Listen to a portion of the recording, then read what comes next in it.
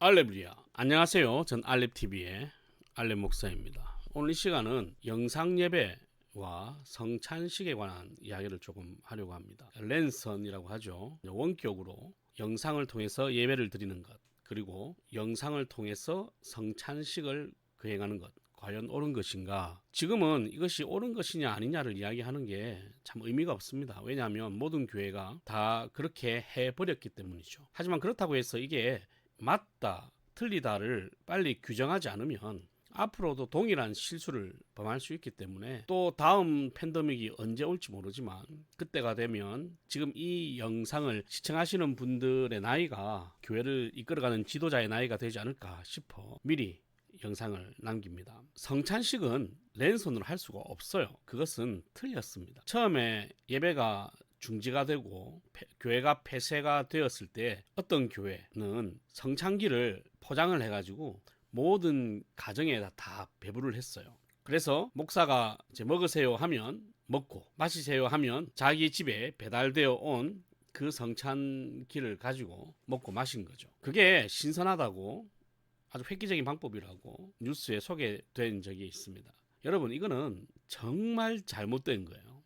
이거는 말이 안 되는 겁니다. 여러분, 성찬식은 그 성찬식에 참여한 사람에게만 주님의 죽으심, 몸과 피를 기념하여 나눠 줄 수 있는 거예요. 그 성찬식에 참여하지 않는 사람은 가져가도 안 되고 전달해줘도 안 돼요. 그런데 그것이 마치 옳은 것처럼 부각이 되고 신선한 것처럼 부각이 되자마자 이제 문제가 생기는데, 뭐냐면 그러면 예배도 그렇게 드리면 되지 않을까라는 거죠. 특수한 상황에서 영상 예배를 드리는 것은 가능할 수 있다고 생각을 해요. 병원에 누워 있는데 움직이지도 못하는데 누워서 그 예배에 참여하려고 하는 갈망을 해소하고 라이브로 그 예배를 드릴 수 있도록 해주시는 것은 아주 좋죠. 그 움직이지 못하는 환자 입장에서는 진짜 그 예배를 너무 사모하는데 그 예배가 눈앞에 있으니까 더없이 좋을 겁니다. 그러나 그런 상황이 아니라 자기가 지금 예배에 참석할 수 있음에도 불구하고 영상 예배를 드리는 것, 이것은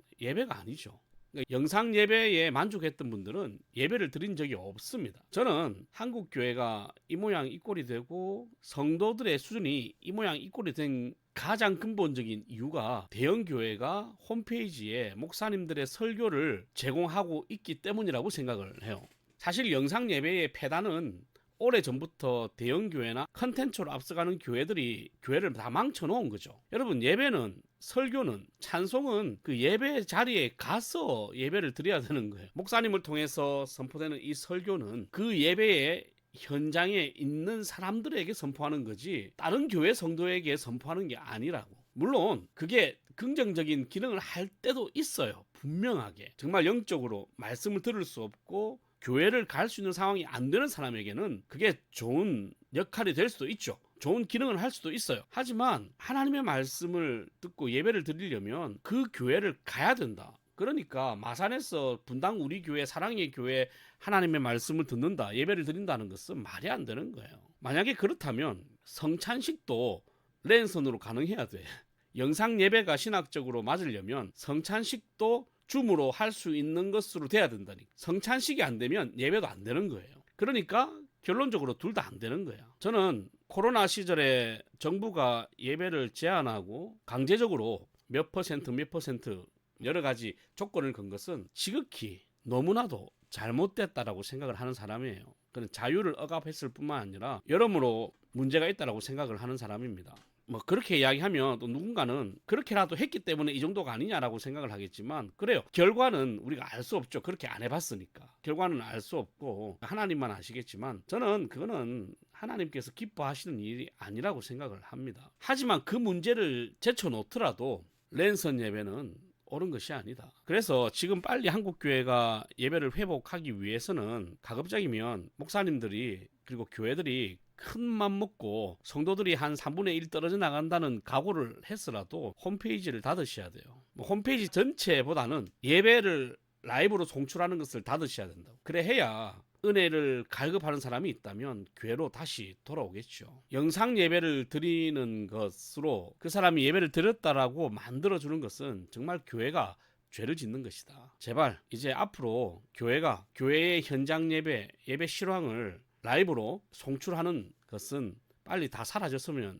좋겠고, 혹여나 한 주 전에 예배의 실황을 올리는 것까지는 좋을 수 있는데 예배의 라이브 영상을 송출하는 것은 진짜 교회를 죽이는 짓이다. 그 라이브 예배의 영상 예배의 신학적인 근거가 옳게 되려면 성찬식도 그렇게 해도 되는 신학적 근거가 있어야 된다. 그러니까 성찬식은 그렇게 하면 안 돼. 안 된다고 신앙 고백에 나와 있기 때문에, 그럼 안 되니까 예배도 그렇게 하면 안 되는 거예요. 은혜의 방편은 그 예배 가운데에서만 있어야 되고 그 예배에 참여해야만 가능한 것이다. 그러니까 모 목사님께서 영상 예배가 제2의 종교개혁이라고 이야기한 것은 진짜 말도 안 되는 소리라고 생각을 하고, 그러면 교회가 이 영상 예배의 문제를 어떻게 하면 해결할 수 있을까? 이거는 빨리 신학자들과 목사님들이 좀 답을 찾으셔야 될 것 같아요. 이 영상 예배의 실제적으로 문제점이 뭐냐면 이게 예배의 영상을 맞추는 것이 아니라 영상과 음향의 예배를 맞추는 것도 문제라는 거지. 그런데 이게 너무 익숙해져 있어가지고 이제는 누가 누구에게 맞추고 있는지도 모르고 있어요. 담임 목사님은 방송팀이 지금 자기를 맞춰준다고 생각하지만 실제로는 담임 목사가 맞추고 있는 거거든요.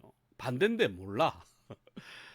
그러니까 이 영상 예배의 큰 문제점 중에 한 개가, 성도들은 이 문제에 대한 인식을 가지고 있어요. 실제로 물어보면. 그런데 이 환경을 이끌어가는 영상 예배라고 하는 것을 끌고 가야 되는 리더인 목사들이 이 영상 예배에 대한 개념이 없어요. 영상 시스템에 관한 이해도도 없고, 자기는 설교하면 그냥 나가는 걸로 생각을 하고 그 나가면 끝나는 거 아니냐라고 생각을 한다는 거죠. 여러분, 컨텐츠가 예배를 지배하면 예배는 타락하는 거예요. 컨텐츠가 예배를 보조하게 되면 어느 정도는 괜찮죠. 예배가 컨텐츠를 따라가기 시작하고 컨텐츠가 본질을 앞서면 그때부터 예배는 타락하게 되고 찬양도 타락하게 되는 거예요. 그래서 저는 현장 예배라는 말도 싫어합니다. 왜냐하면 현장 예배는 없어요. 그냥 예배만 있는 거지. 원래 예배는 현장에서 드려야 되는 거니까. 마치 영상 예배와 현장 예배 두 개가 있는데 둘 중에 하나를 선택하게끔 하는 듯한 이 뉘앙스가 너무 싫어. 그냥 예배는 현장이에요. 원래 예배는 현장이라, 하나님의 임재가 있는 현장이라고, 하나님이 영광 받으시고 왕으로 좌정하시는 현장이라고. 그런데 현장 예배, 영상 예배 구분해가지고 둘 중에 하나만 드려도 예배는 인정해준다. 이게 무슨 말이에요? 이게 말이 안 되는 거지. 성찬식이 랜선으로 해야 되는 신학적 근거가 없다면